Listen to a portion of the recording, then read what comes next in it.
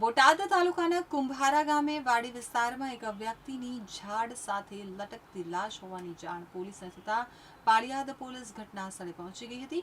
તપાસ કરવામાં આવી હતી. બોટાદ તાલુકાના કુંભારા ગામે વાડી વિસ્તારમાં એક વ્યક્તિની ઝાડ સાથે લટકતી લાશ હોવાની જાણ પોલીસને થતાં પાળિયાદ પોલીસ ઘટના સ્થળે પહોંચી હતી અને તપાસ કરવામાં આવી હતી. તો પોલીસ તપાસ કરી રહી હતી તે દરમિયાન મરનાર વ્યક્તિનું નામ હાર્દિકભાઈ મનસુખભાઈ દુમાનિયા હોવાનું સામે આવ્યું હતું. આ બાબતની જાણ હાર્દિકના પરિવારજનોને થતાં તેઓ ઘટના સ્થળે દોડી આવ્યા હતા અને પોલીસ દ્વારા લાશને નીચે ઉતારી ભાવનગર ખાતે પીએમ કરવા માટે મોકલવામાં આવી હતી.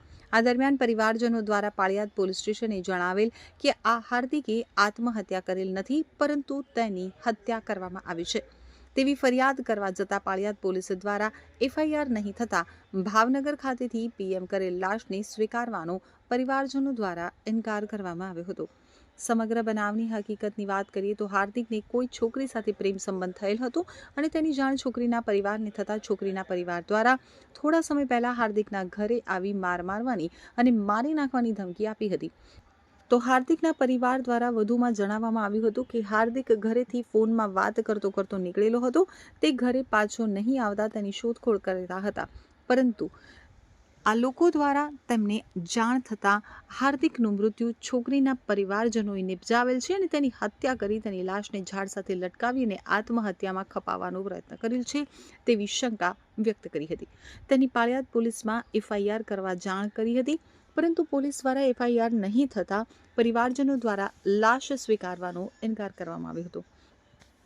આ ઘટનાના ફોટોગ્રાફ્સ જોતા પરિવારજનોને સંપૂર્ણ શંકા છે કે હાર્દિકની હત્યા છોકરીના પરિવારજનો દ્વારા જ કરવામાં આવી છે અને જ્યાં સુધી આ વ્યક્તિઓ પકડાશે નહીં, કોઈ કાર્યવાહી નહીં થાય ત્યાં સુધી પરિવારજનો દ્વારા લાશને સ્વીકારવાનો ઇનકાર કરવામાં આવ્યો છે.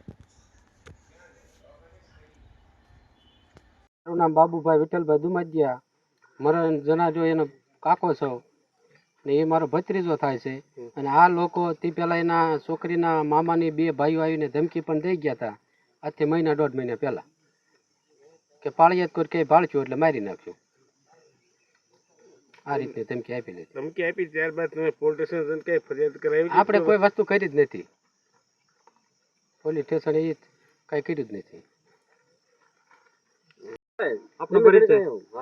દુમાદિયા મુકેશભાઈ રણછોડભાઈ દુમાદિયા. મુકેશભાઈ, બનાવ બન્યો એની વિગત શું છે? બનાવમાં વિગત એવી છે, દુમાદિયા હાર્દિકભાઈ મનસુખભાઈ, ગામ કુંભારા, તાલુકો બોટાદ, જિલ્લો બોટાદ. અને આ બનાવ બનેલો છે, છોકરાને મારીને ટીંગાડી દેવામાં આવેલો છે અને પાછળના હાથે 3 ગાંઠ મારેલી છે. પોલીસવાળા કોઈ પણ જાતની કાર્યવાહી નથી કરતા ને હજી 40 કલાક થવા આવી છતાં પણ તે એફઆર ફાડી નથી અને એફઆર લીધી નથી.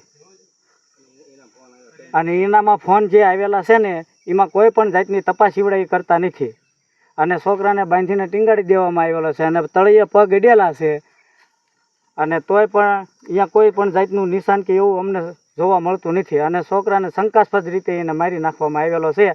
અને ક્રિષ્ના પેટ્રોલ પંપ રહ્યો તેમાં ક્રિકેટ રમવાનું મેદાન છે. 9 ગાડીઓ 10 થી 12ના ગાળામાં અને 10 થી 44 ગાળામાં નીકળે છે અને એક ગાડી શંકાસ્પદ છે. 3 વ્યક્તિ બેઠેલા છે અને એમાં ધાબળો બાબળો બધું ઓઢાડેલું છે. ક્રિષ્ના પેટ્રોલ પંપ અને સૂર્યદીપમાં તે પણ ગાડી આવે છે અને સૂર્યદીપમાં ગાડી એ પોગે છે અને પાળિયાદ બાજુથી ગાડી આવે છે. તે ગાડી 4 વ્હીલ છે અને તેની લાઇટમાં ન આવે તે માટે તે ગાડી ઊભી રાખી દેશે અને ત્યાર પછી તે ગાડી વચ્ચે બાજુ વહી જાય, પછી ફાસ્ટ ગાડી લઈને પાળિયાદ બાજુ નીકળી જાય છે. આપનો પરિચય? મારું નામ દુમાદિયા રાહુલભાઈ મનસુખભાઈ છે. જે આ ગળાફો ખાધો તે મારો નાનો ભાઈ છે. તમને ક્યારે બનાવની ખ્યાલ આવ્યો? મને સવારમાં બનાવવાનો ખ્યાલ આવ્યો હતો અને પછી તમે કોને જાણ કરી? હું આવ્યો તો પછી બધા આવી ગયા હતા, પણ મેં આજ સવારનો રાતનો કોન્ટેક્ટ બધી કરું છું કે ક્યાં ક્યાં મારા ભાઈ રખી રહ્યો હતો. ભાવર મને એવા આવ્યા કે તે ધોરાવાળે જે આ છોડી જે આ પ્રેમની લફડાની બાબતે હતું તેના માવતર મા બાપ અને તે છોડી ધોરાવાળે દાખલ થયેલ હતા. 10 વાગ્યાથી તે રાતના 3:30 વાગ્યા સુધી હતા. જેથી હું ધોરાવાળા સુધીમાં કોન્ટેક્ટ કર્યો, પણ મને કોઈ કેમેરાની દેખાડતા નથી. મને એમ કહે કે ના કેમેરા નથી. તો કેમેરા તો ન હોય એવું બને જ નહીં, કેમ કે દવાખાના હોય ને કેમેરા તો હોય જ તે. તો એને એ તો કેમેરામાં દેખાડવું જ પડે જ તેને. મારો ભાઈ ના પૂજ્યો છે કે નથી પૂજ્યો. મારો ભાઈ અહીંથી પાળિયાદ સુધી ગયો તે સુધીના મેં કેમેરામાં જોયું છે, મને દેખાવામાં પણ આવ્યું છે, પણ પાછો કુંભારામાં આવ્યો નથી. મારું નામ છે ધોરિયા વીરજી મંજીભાઈ. આ જે વ્યક્તિ છે એ મારો મામાનો છોકરાનો છોકરો એટલે મારો ભત્રીજો છે. બનાવ બન્યાના ટોટલ અત્યારે 40 કલાક જેવું થવામાં આવ્યું છે અને પોલીસ તરફથી કોઈ પણ પ્રકારનો ફેમિલીને કોઈ પણ પ્રકારની જાણકારી આપવામાં આવી નથી કે આ રીતે છે કે આમ છે, અને કોની સાથે વાત થયેલ છે એ પણ જણાવવામાં નથી આવ્યું, અને પોલીસ સ્ટેશને જતાં કોઈ પણ પ્રકારની જાણકારી પોલીસ દ્વારા નથી આપવામાં આવી. અને આપણે કંઈ પણ કહીએ કે કેમેરા ચેક કરો, પછી મોબાઈલની કોની સાથે વાત થઈ છે એ જણાવો, તો એ વિશે કોઈ પણ પ્રકારની જાણકારી તે આપતા નથી લોકો, અને કહે છે કે હજી એ વાતની પણ ખાતરી નથી થઈ કે પોલીસે કાર્યવાહી શરૂ કરી છે કે નહીં. જો પોલીસે કાર્યવાહી શરૂ કરી છે તો અત્યાર સુધીમાં 40 કલાક છે, તો એનું કંઈક તો પરિણામ સામે હોવું જોઈએ કે નહીં. આપનો પરિચય. દુમાદિયા બીનાબેન જીતેશભાઈ દુમાદિયા છે, કુંભારા ગામ, તાલુકો બોટાદ, જિલ્લો બોટાદ. અને અમારો છોકરો છે ને ફોન આવેલો, સાલું ફોન એ જતો રહેલો ગાડીમાં, અને એ ફોનમાં વાત ચાલુ જ હતી, અને એ પાછો એક વખત ગયો, પાછો આવ્યો ને પાછો ગયેલો છે. શું બનાવ બનેલો છે? બનાવમાં કે ફોન આવેલો, ચાલુ ફોને વહી ગયેલો, પાછો આવ્યો નથી. અને એના પપ્પાનો ફોન આવેલો છે, છોકરીનો ફોન આવેલો છે, અને એમના કાકાનો ફોન આવેલો છે, અને પોલીસ સ્ટેશને કોઈ જવાબ આપતું નથી. અને ફોન લઈ ગયેલા છે પણ ફોનમાં કોઈ રેકોર્ડિંગ કે કાંઈ અમને આપતા નથી કે સંભળાવતા નથી.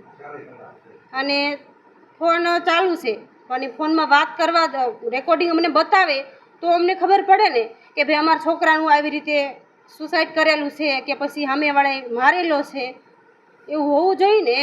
એવું તો સાબિત કરતા નથી પોલીસવાળા. તમે પોલીસ સ્ટેશને ગયા તો તમારો કેસ લીધો કે નથી લીધો? નથી લીધો, કેસ જ નથી લીધો, અને અડતા જ નથી ને કેસ. તો શું કહેવા માંગે છે એ લોકો પોલીસવાળા? શું કહે છે? પોલીસવાળા જવાબ જ નહીં આપતા. રિપોર્ટ આવે એ લોકો અમે ભાવનગર લઈ ગયેલા છે અમારા છોકરાને. હવે આ લોકો અમને જવાબ આપે તો અમે ભાવનગરથી લાશ લેવી ને. હવે આ લોકો જવાબ અમને ન આપે તો અમારી લાશ કેમ અમે ઘરે લાવી? લાશ લેવાની થતી જ નથી. અમારી ન્યાય જોવી, કાર્યવાહી પૂરેપૂરી જોઈ, અને જેને કાંઈ કર્યું એને પૂછપરછ કરો પાછળ.